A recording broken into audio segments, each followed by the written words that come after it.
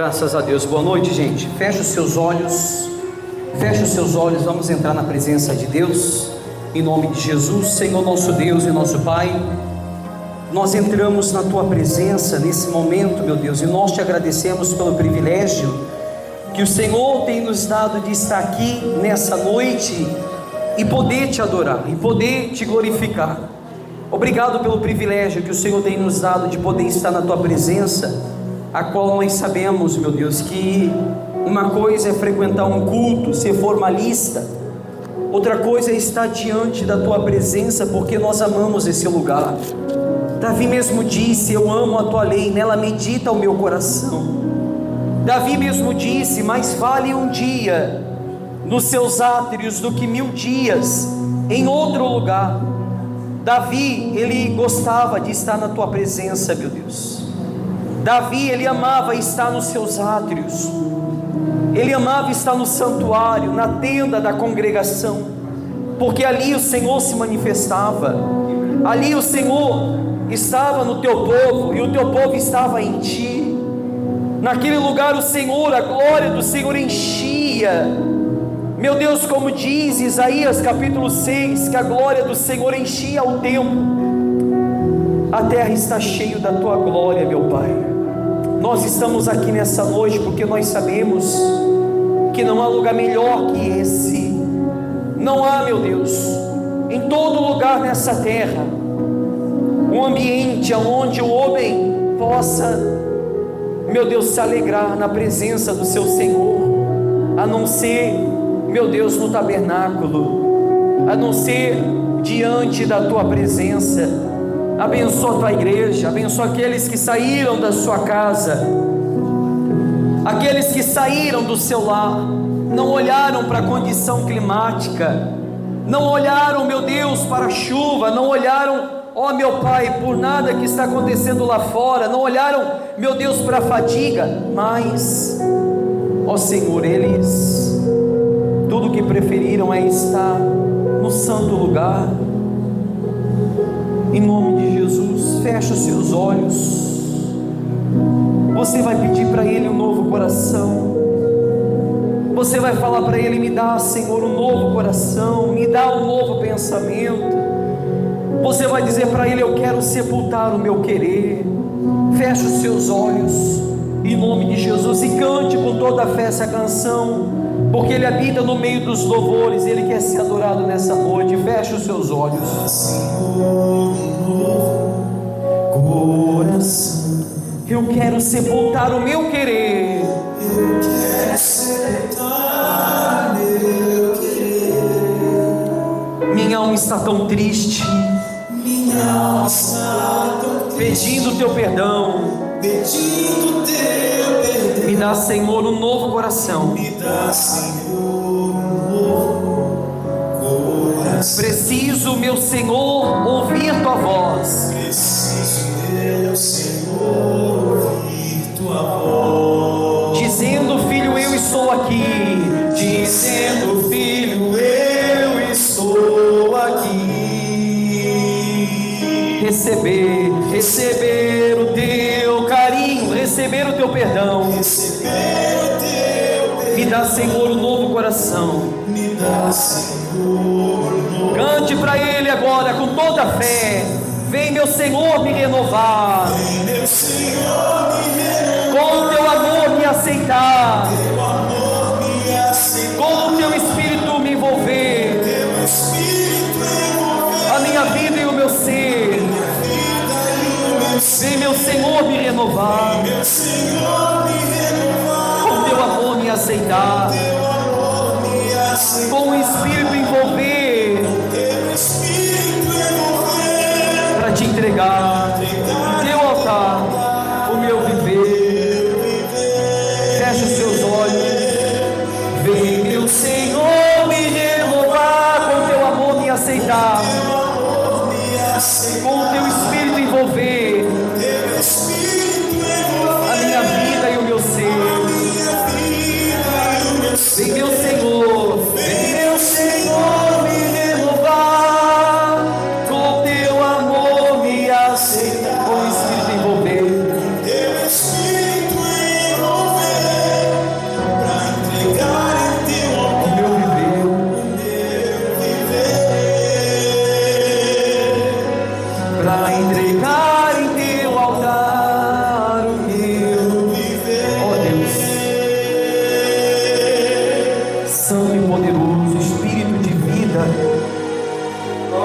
nós queremos é estar em Ti, meu Deus.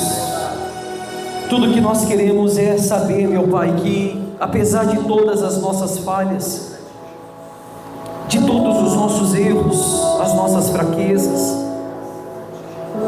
o Senhor ainda nos mantém de pé, meu Pai, ainda nos sustenta com a força do Seu braço.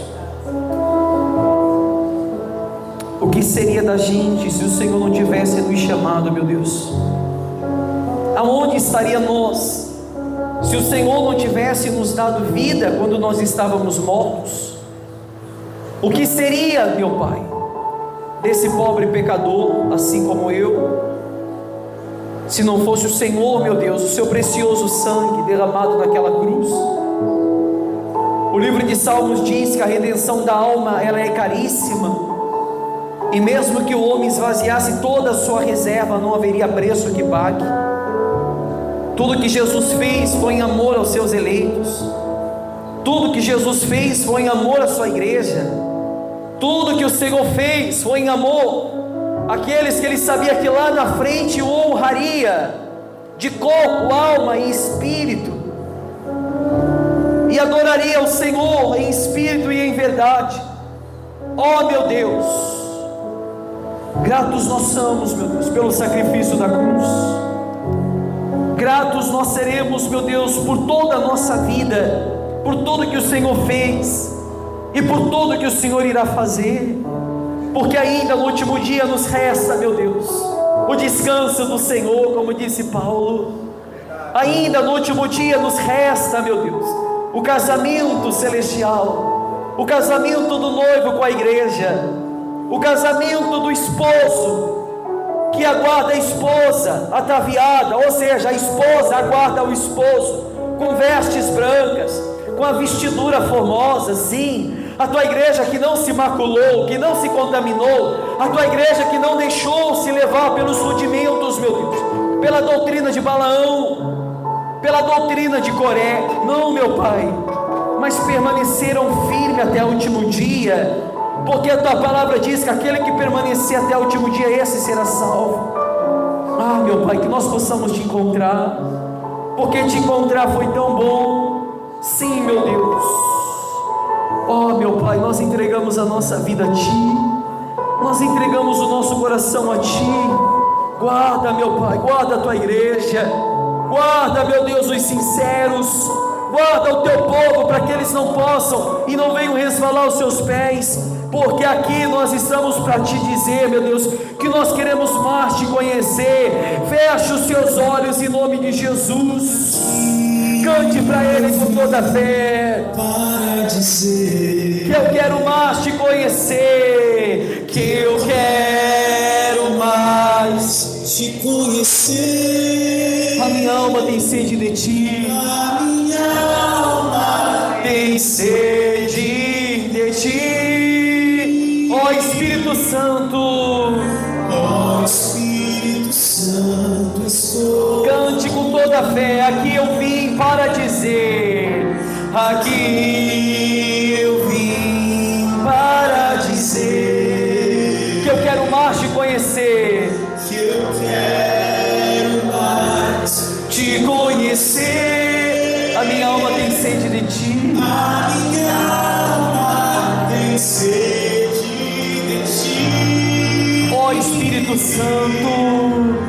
Ó Espírito Santo, estou aqui. Vem Espírito de Deus, Espírito de Deus, vem Espírito de Deus. Espírito de O Deus, meu coração o meu coração é o Teu altar, é o Teu altar. Vem Espírito de Deus, vem Espírito. O meu coração é o Teu altar. Flui Espírito de Deus, flui Espírito de Deus, flui aqui nesse lugar, flui aqui nesse lugar, flui sobre mim, ministra o Teu propósito,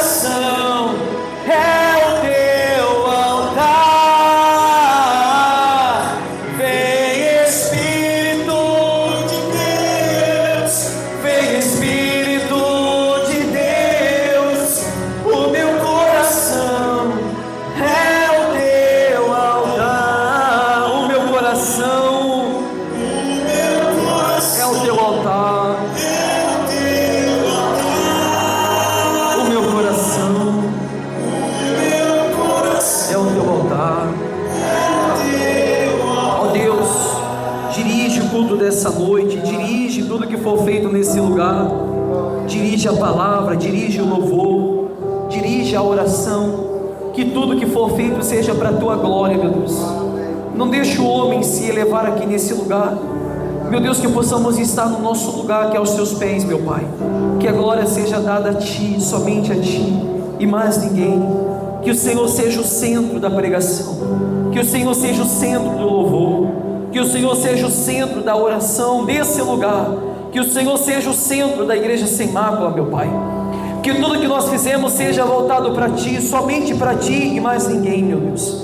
É o que eu te peço nesse momento, em o nome do Pai, do Filho e do Espírito Santo. Os da fé digam amém e diga graças a Deus. Vamos aplaudir Jesus bem forte.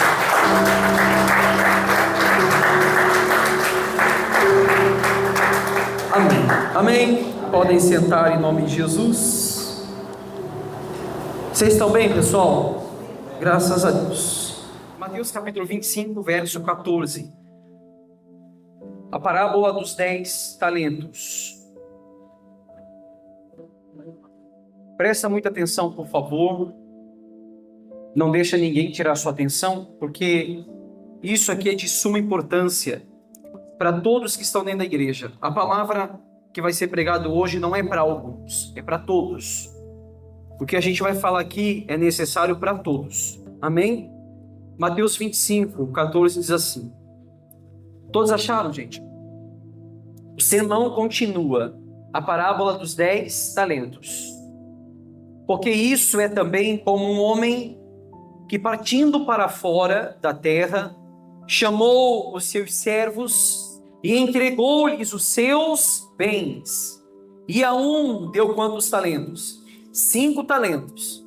E a outro deu quanto? 2. E a outro 1. Olha só, a cada um segundo a sua capacidade. A cada um segundo a sua capacidade. E ausentou-se logo para longe. E tendo ele partido, o que recebeu 5 talentos, negociou com eles e granjeou outros 5 talentos. Da mesma sorte, o que recebera 2, granjeou também, ou seja, multiplicou também outros 2. Mas o que recebera 1, foi e cavou na terra e escondeu o dinheiro do seu senhor. E muito tempo depois veio o senhor daqueles servos e ajustou contas com eles. Então aproximou-se o que recebera 5 talentos e trouxe os outros 5 talentos, dizendo: Senhor, entregastes-me 5 talentos, eis aqui outros 5 talentos que ganhei com eles. E o seu senhor lhe disse: bem está, servo bom e fiel. Sobre o pouco fosses fiel, sobre o muito te colocarei. Entra no gozo do teu senhor. E chegando também o que tinha recebido 2 talentos, disse: Senhor, entregastes-me 2 talentos. Eis que com eles ganhei outros 2 talentos. Disse-lhe o seu senhor: bem está, bom e fiel servo, sobre o pouco fostes fiel, sobre o muito te colocarei. Entra no gozo do teu senhor. Mas chegando também o que recebera 1 talento, disse: Senhor, eu conhecia-te, que és um homem duro, que ceifas onde não semeastes, e ajuntas onde não espalhastes, e atemorizado escondi na terra o teu talento. Aqui tens o que é teu. Respondendo, porém, o Senhor disse-lhe: mau e negligente servo, sabes que ceifo onde não semeei e ajunto onde não espalharei. Devias então ter dado meu dinheiro aos banqueiros, e quando eu viesse, receberia o que é meu com juros. Olha só, tirai-lhes, pois, os talentos, ou o talento, e dai-o ao outro que tem os 10 talentos. Porque a qualquer que tiver, será dado, e terá em abundância. Mas ao que não tiver, até o que tem será tirado. Olha só aqui a parte 30, versículo 30. Lançai, pois, o servo inútil para o céu. para um lugar de repouso, o gozo do Senhor. Não fala isso, né? Versículo 30. Lançai, pois, o servo inútil nas trevas exteriores. Ali haverá choro, haverá pranto e ranger de dentes. Amém? Vamos lá. Jesus está nos últimos momentos, seus últimos momentos com os discípulos, e passa a ensiná-los sobre a consumação do reino através de um sermão escatológico. Quando Jesus ele prega, ele fala sobre os talentos, sobre esses talentos, é os últimos momentos de Jesus com os discípulos. Só que esse sermão, essa parábola, ela não é só para os discípulos. Ele fala da sua volta e das coisas que haveriam de acontecer nos últimos dias. Ele estava comentando isso aos discípulos. Ele fala da destruição do templo em Jerusalém, que aconteceria no ano 70, pelo general Tito.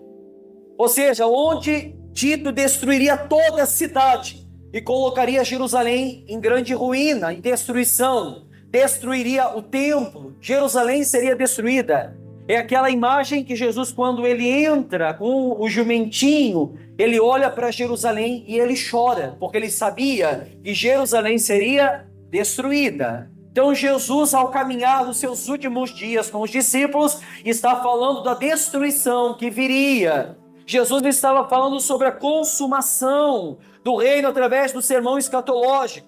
Jesus fala sobre os princípios das dores que aconteceria. Jesus fala sobre a perseguição que haveria.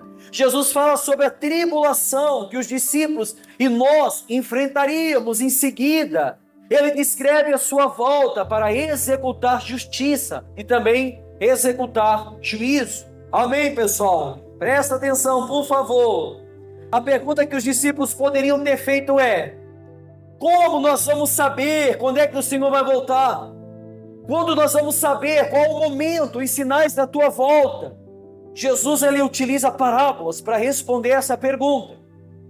Na parábola da figueira, na comparação com os dias de Noé, ele diz que ninguém sabe o dia, senão o próprio Pai.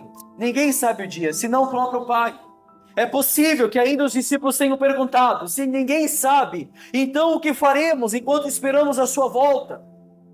Com outras ilustrações, Jesus, ele diz que eles deveriam ser vigilantes, cautelosos, justamente porque ninguém sabe o dia e nem muito menos a hora que ele voltaria. Mas cada parábola traz uma ênfase em alguma postura dos discípulos. Cada parábola, desde o 24 até praticamente o 26, cada parábola dessa traz, então, a postura tanto dos discípulos quanto nossa, que nós devemos agir diante da espera do Cristo. Primeiro ponto, nós devemos ser vigilantes, porque Jesus, a volta de Cristo, será dado quando ninguém espera. Isso está em Mateus 24, 36 em diante. Próximo ponto, deve ser vigilante e aguardar com paciência, sem se desesperar quando parecer demorado. Mateus 24, 45 e diante. Ou seja, temos que aguardar. O semeador espera até a colheita do fruto. Ele tem que ter paciência para isso. A Bíblia fala sobre isso. Nós devemos ser vigilantes e prudentes, alimentando a expectativa do seu retorno todos os dias. Nós temos que esperar ansiosamente pela volta do Cristo, pela volta do nosso Senhor. Próximo ponto, e é o que nós vamos falar hoje. Nós devemos ser vigilantes e fiéis quanto à administração de tudo que Deus nos confiou. Mateus 25, 14, que a gente acabou de ler. Essa última postura, ela é descrita justamente pela parábola dos talentos, cujo o resumo ele é retratado de um indivíduo, dono de propriedades, um senhor muito rico, que está para empreender uma viagem para um lugar muito distante, uma viagem muito longe. Ou seja, esse senhor estava para ir para um lugar muito longo, um período de tempo muito longo, o que impediria de administrar por si mesmo o seu patrimônio. Então o que ele faz? Por isso, antes de viajar, esse homem confia a 3 de seus servos uma quantia substancial de dinheiro. Ele vai viajar para muito longe, ele não conseguiria cuidar dos seus bens. Então o que ele faz? Chama 3 servos. E na mão desses 3 servos, ele confia uma quantia significativa, um dinheiro muito alto na mão desses 3. Os talentos são uma referência a uma unidade monetária. Os talentos aqui não se referem à habilidade de uma pessoa para uma determinada atividade, não. Por exemplo, alguém é bom no que faz, ele tem talento, não é isso. O talento na Bíblia aqui é dinheiro, está falando de dinheiro, mas é claro que nós não vamos falar de dinheiro. A parábola não quer mostrar o dinheiro, ela realmente quer mostrar a habilidade de uma pessoa, determinada pessoa que tem diante daquilo que Deus ofereceu para ela. As estimativas de valor variam porque o talento podia ser de ouro, podia ser de prata, poderia ser de cobre. Então, de ouro era mais caro, de prata era razoável e de cobre era mais barato, tendo cada um a sua própria cotação. Basicamente, o talento era uma medida de peso entre 26 a 36 quilos. E de depender também do material que ele era formado, representaria uma determinada quantia de dinheiro. O Dr. Carson estima que um talento equivalia a 20 anos do salário de um trabalhador comum. Pensa, 20 anos de uma pessoa que trabalhava com um salário razoável. Vamos lá, o salário mínimo. Ou seja, as somas que o Senhor confiou aos seus servos eram de elevada importância. Um recebeu quantos? E outro? E outro? Então, 20 anos de trabalho, equivale aí, faça a conta, 20 vezes 5 denários. É muito dinheiro, é ou não é? Então, esse homem tinha muito dinheiro. 2 desses servos, imediatamente após eles receberem os recursos, eles saem depressa da presença do seu Senhor para investi-lo, pois sabia que o que deles recebera não é somente algo para ficar retido, mas precisava ser multiplicado. Então, quando esse que recebera 5 e aquele que recebera 2, imediatamente ele sai diante do seu Senhor e vão multiplicar aquele talento. No verso 16 diz que o servo que tinha 5 talentos saiu imediatamente a negociar com eles e ganhou outros 5. Ganhou mais 5. Então ele tinha 5, ganhou mais. O que ele fez? Multiplicou. Do mesmo modo que tinha recebido 2, ganhou outros 2 talentos. Fez o quê? Multiplicou também de igual forma. O último servo, porém sem vontade de trabalhar ou de assumir risco, apenas cavou um buraco e enterrou o dinheiro na terra. Se você estudar nesse tempo aqui, era comum que tesouros fossem enterrados no chão. É aquela parábola também com o viajante que saiu para viajar, encontrou o tesouro enterrado na terra. Então era comum eles fazerem isso. Eles abriam um buraco de frente à casa deles e enterravam o seu tesouro, porque assim era difícil que alguém roubasse. Esse servo mau, que a Bíblia chama ele de mau, de inútil, ele recebeu o seu talento, ele fez o quê? Abriu um buraco, enterrou, ficou retido. Era considerado até como um sistema seguro de depósito da época. Porém, o que se destaca, como a gente vai ver, é a motivação desse homem.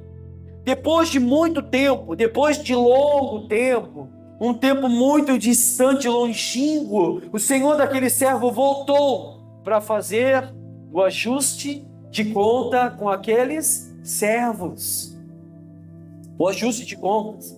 Depois de muito tempo, começou a prestação de contas.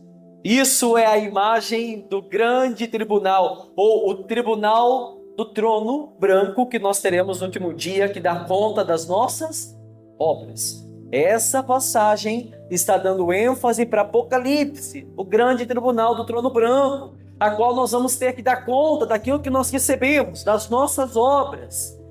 Se você continuar lendo, depois de muito tempo, ele volta. Ele começou a prestar contas.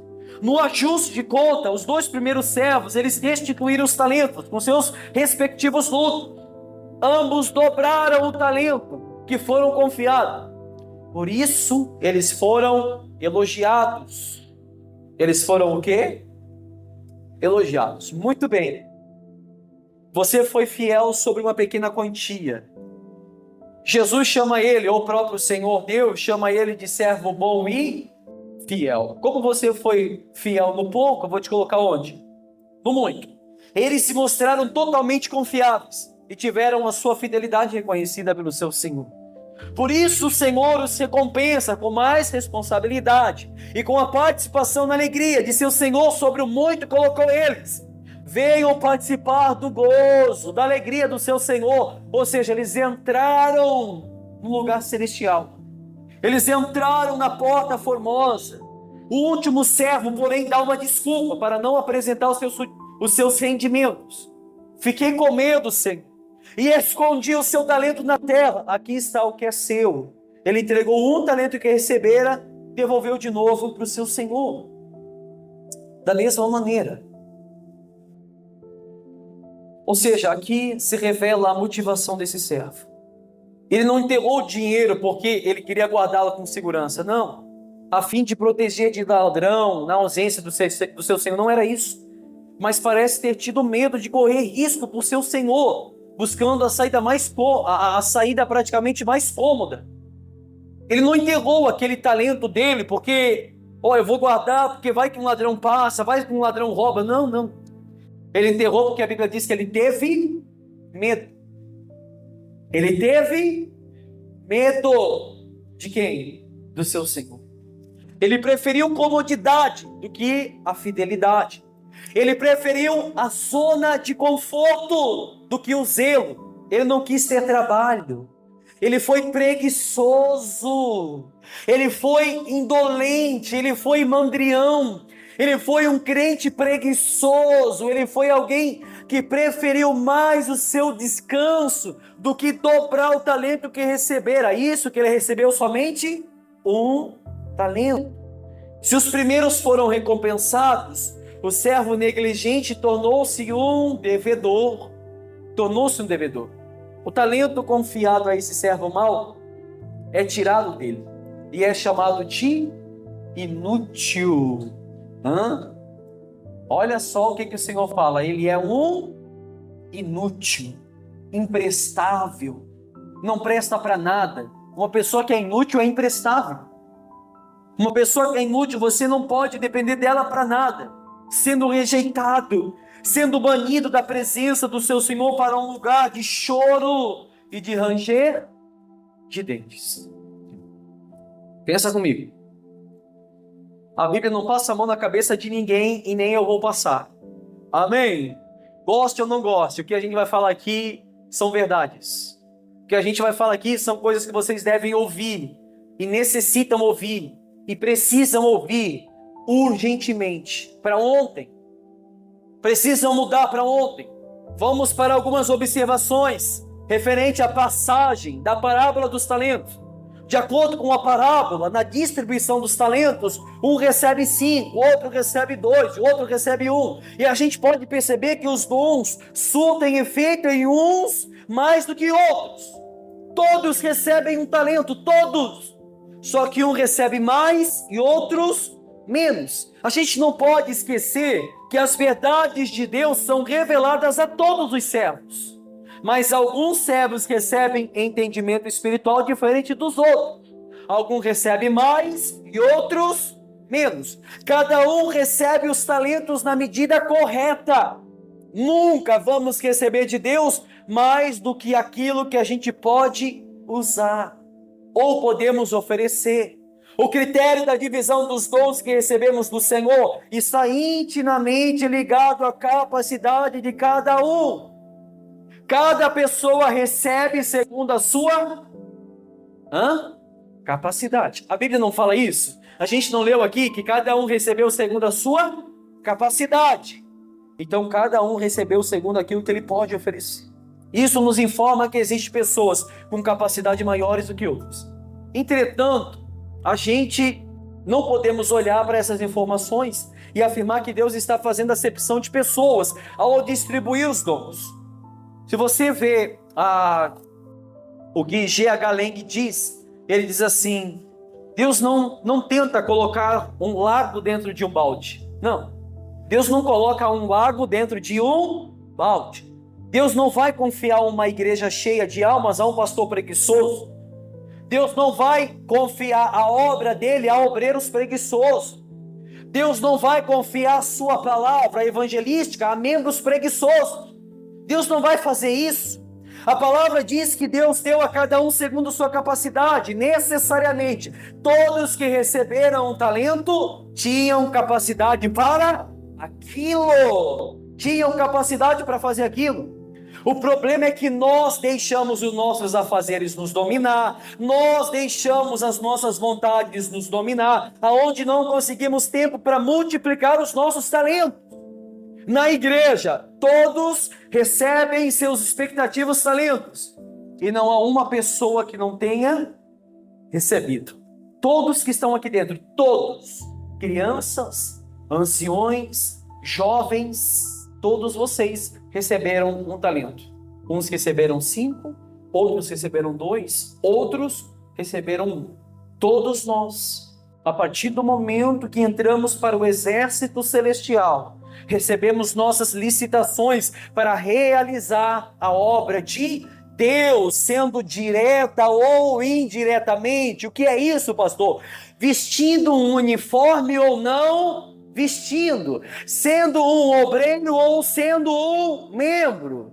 Se você ler no livro de 1 Pedro, capítulo 2, versículo 9, diz que nós somos a geração eleita, o sacerdócio real, a nação santa, o povo exclusivo de Deus, para anunciar as grandezas daquele que nos tirou das trevas para a sua maravilhosa luz. Pedro fala assim, em 1 Pedro 2,9, vocês, porém, você pode ler lá que está escrito assim, vocês, porém, são geração eleita, são sacerdócio real, são nação santa, são um povo exclusivo de Deus, vírgula. Para quê? Para anunciar as grandezas daquele que os chamou das trevas para a sua maravilhosa luz. Todos nós recebemos nossas moedas de talento para recorrer aos banqueiros espirituais, para que possamos multiplicar aquilo que recebemos do Senhor, e quando voltar, teremos que dar conta daquilo que nos foi oferecido. Eu ofereci muitas coisas aqui a muitos obreiros, a muitos membros, relaxados, caíram, não porque tem um obreiro no banco, ou não, que eles talvez fizeram coisa errada, não estou falando isso, mas não é só obreiros, é membros. A gente confiou na mão de obreiros, candidatos, colaboradores, na mão do auxiliar, na mão de muitas pessoas aqui dentro. Só que muitos foram relaxados. E digo mais, vocês serão cobrados por isso no último dia. Cobrados. Sou eu que falo isso? Não, o talento foi oferecido. Se o pastor lhe ofereceu um talento, é porque o pastor encontrou potencial dentro de vocês. E se o pastor encontrou potencial, é porque esse potencial foi dado pelo próprio Deus. Senão você não se manifestava de tal maneira. Senão você não se manifestava de tal forma. Ou seja, todos nós recebemos essas moedas de talento. Eu faço uma pergunta a cada um que está ouvindo essa mensagem, tanto vocês que estão sentados na cadeira, quanto aqueles que nos assistem. Desde o momento em que vocês se converteram, quantas almas vocês já alcançaram para o reino de Deus? A partir do momento que vocês se converteram, falaram assim: hoje eu sou um novo homem formado à imagem de Cristo Jesus. Quantas almas vocês ganharam para o reino? Quantas almas vocês conquistaram para o reino? Aonde estão os talentos evangelísticos que vocês talvez, por preferir todos os finais de semana, alegrar os seus passeios com a sua família, com seus amigos, e não conseguiram tirar um dia para falar de Jesus para as pessoas? Isso será cobrado de vocês. De mim também. De mim também. Por isso que nós temos que cumprir com o id. Ou, no original, indo por todo mundo, pregando o evangelho. nós vamos ser cobrados por cada alma que nós retemos o Evangelho. Vamos ser cobrados. Sabe o que a Bíblia fala em Ezequiel? A Bíblia fala assim: filho do homem, quando você vê um homem pecar, e esse homem morrer no seu pecado e não avisares ele, está lá em Ezequiel capítulo 13. Eu quero ler, porque talvez se o pastor falar, né? Aí se o pastor falar, não. 33. Diz assim, 33:6. Não, eu vou ler desde o começo. Ezequiel 33. O ofício do verdadeiro profeta. E veio a minha palavra do Senhor dizendo: filho do homem, fala aos filhos do teu povo e diz-lhes: quando eu fizer vir a espada sobre a terra, e o povo da terra tomar um homem por seus termos, e o constituir por seu atalaia, e vendo ele que a espada vem sobre a terra, e tocar a trombeta, e avisar o povo, se aquele que ouvir o som da trombeta não se der por avisado, e vier a espada, e o tomar o seu sangue será sobre a sua cabeça. Ele ouvindo o som da trombeta e não se deu por avisado, o seu sangue será sobre ele.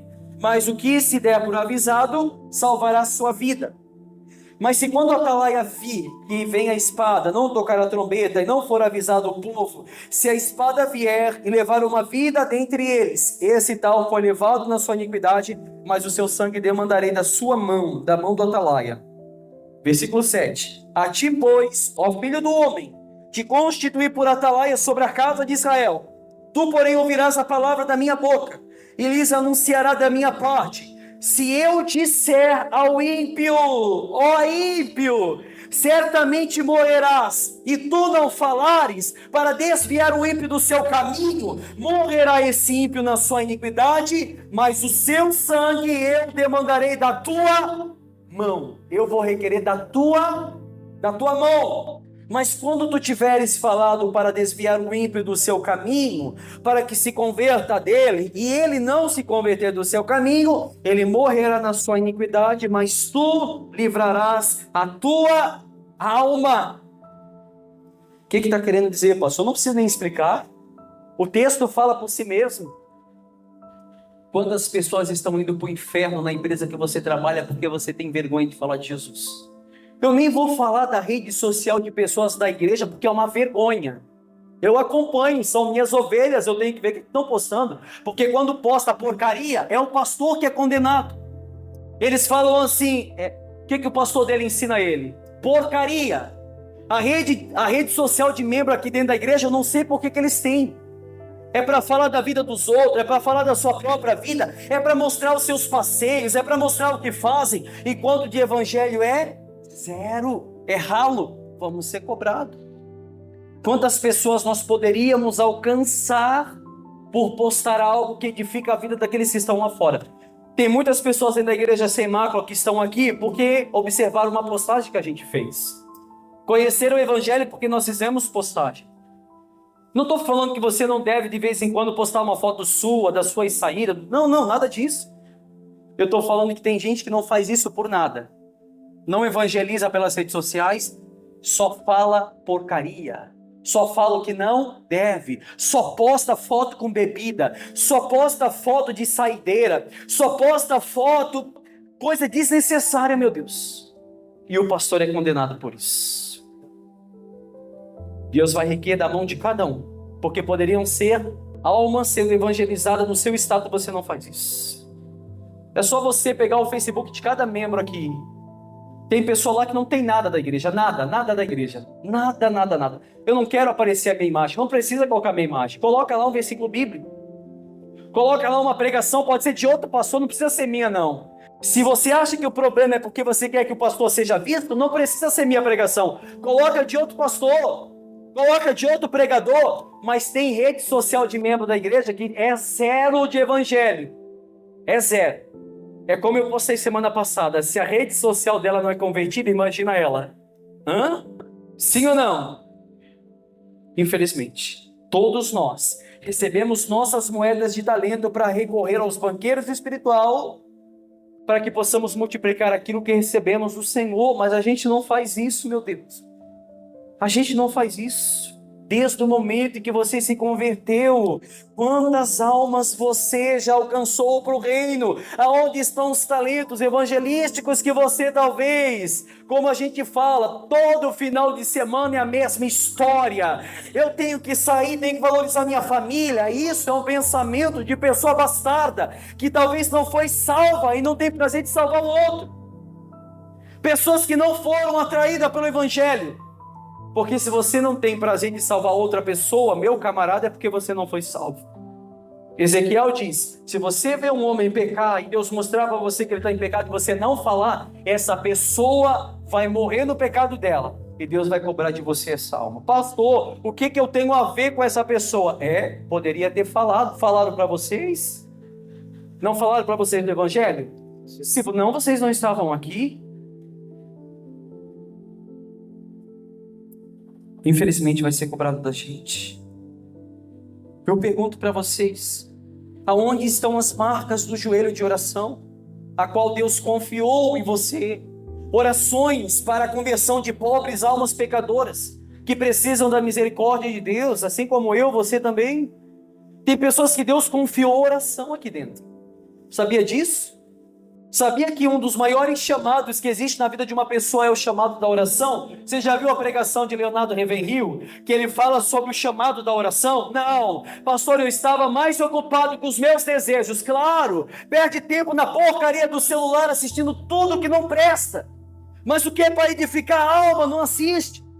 Procura lá o quarto de oração, procura o chamado do joelho no chão, procura o seu mandamento maior, no lado espiritual, que é o joelho no chão, orar pela nação, orar pela igreja. Não, os meus afazeres, o meu trabalho, pastor, eu preciso ganhar dinheiro. Deixa eu falar uma coisa para você aqui dentro, Deus nunca te dá nada que te afasta da presença dele. Se esse seu trabalho está te afastando dele, não foi Deus que deu não, meu camarada. Não foi Deus que deu, não. Prefira você ganhar menos, mas pelo menos estar diante da presença. Prefira você ganhar menos, mas pelo menos estar bem com Deus. Deus não te oferece nada daquilo que te afasta da presença dele. Só se você tiver como me provar, aí eu vou acreditar. Pastor, eu tenho que dar uma vida boa para minha família. Que adianta você dar uma vida boa para sua família enquanto que a alma dela está indo para o inferno? Adianta? Não adianta. Não adianta. Aonde está a obra de Deus? Vocês obreiros, aonde está a obra de Deus sendo feita com excelência e o cuidado da igreja que Deus confiou na mão de vocês? Aonde está? Aonde estão as visitas para as almas que precisam apenas de uma palavra sua, obreiros? Aonde estão as visitas para aquelas pessoas que precisam retornar novamente para o caminho de Cristo? Não voltam por quê? Porque não tem um obreiro que vão visitá-las, meu Deus. Não vão visitá-la. Pastor, estou cansado. Pastor, cheguei do trabalho cansado. Vai ser cobrado de vocês. A Bíblia fala sobre isso. Obreiros, que pessoas saíram da igreja por causa de vocês, vão atrás enquanto é tempo, porque se essa pessoa partir e você não for atrás dela, vai ser cobrado de cada um de vocês, obreiros, membros, candidatos, colaboradores, evangelistas, auxiliar, seja quem for, vai ser cobrado da gente. Somos preguiçosos, nós não queremos responsabilidade, nós não queremos compromisso.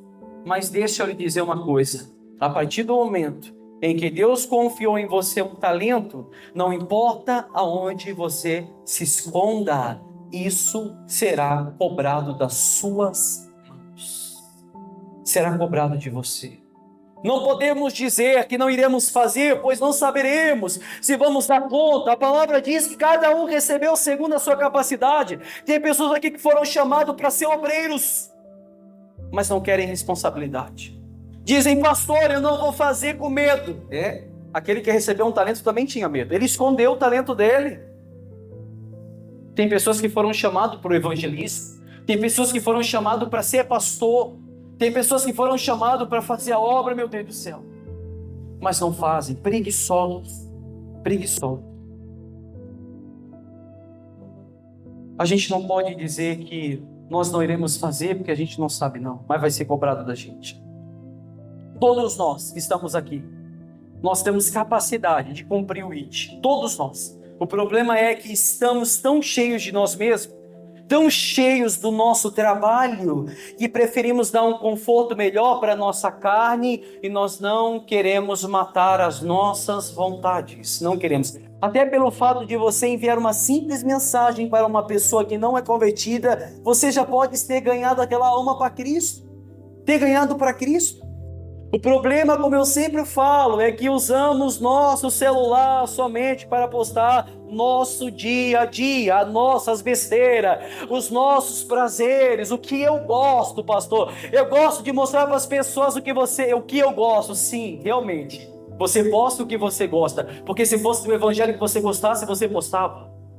Realmente, de fato, você posta aquilo que você gosta, o seu time de coração, a sua comida preferida, o lugar preferido. Se fosse o evangelho que você gostasse, a sua rede social estava cheia da palavra de Deus.